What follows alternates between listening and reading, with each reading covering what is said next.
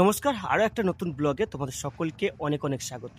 ব্লগের প্রথমে তোমাদের সকলকে জানাই শ্রাবণ মাসের অনেক অনেক শুভেচ্ছা। আমাদের দক্ষিণ চব্বিশ পরগনায় অনেকগুলো শিবলিঙ্গ এবং শিব মন্দির রয়েছে এবং প্রত্যেক কটাই জাগ্রত। শ্রাবণ মাসে প্রত্যেক মন্দিরে কিন্তু প্রচুর মানুষের সমাগম হয়।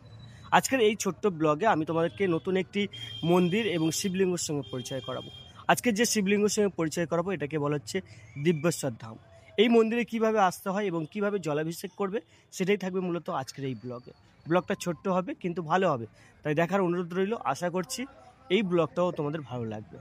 দিব্যেশ্বর মন্দিরে আসতে হলে জয়নগর স্টেশনে নামতে হবে। এই যে রাস্তাটা আসছে এটা হচ্ছে জয়নগর থেকে একেবারে সোজা এপারে নিমপিট যাচ্ছে, আর এইটা হচ্ছে প্রথম ক্রসিং, এটা হচ্ছে বুড়োর ঘাট। এখান থেকে একেবারে সোজা নিমপিটের দিকে যে রাস্তাটা যাচ্ছে এই রাস্তায় যাওয়া যাবে।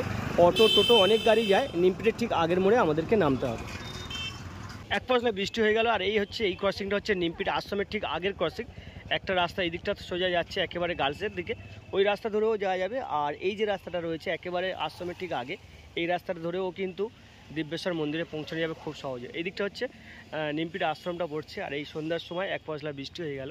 তো চলো এবার একেবারে দিব্যেশ্বর মন্দিরের কাছে যাব, গিয়ে তোমাদের দিব্যেশ্বর মন্দিরে আজ সন্ধ্যা আরতিটা এবং তার সাথে দিব্যেশ্বর ফাইনালি একেবারে চলে এলাম ওদের অস্থায়ী মন্দির। এই হচ্ছে ওদের টেন্ট, দিব্যেশ্বর জনকল্যাণ ধাম। এই হচ্ছে মন্দির, একেবারে মন্দিরের সামনে এই মুহূর্তে সন্ধ্যার যে আরতি সেটা চলছে, সেটা তোমাদেরকে দেখাবো। তার আগে মন্দিরটা দেখাই। এই হচ্ছে দিব্যেশ্বর জনকল্যাণ ধাম, একেবারে মাঝেই রয়েছে 15 ফুটের শিবলিঙ্গ। আর এই হচ্ছে ওদের ব্যানার, মহাদেব হোমযজ্ঞ। 15 ফুট শিবলিঙ্গের মহাপ্রতিষ্ঠান, 28 দিন দিনরাত্রিব্যাপী হোমযজ্ঞ হবে।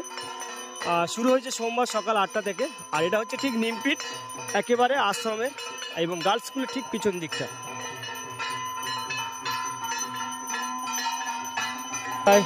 সন্ধ্যা আরতি করছে।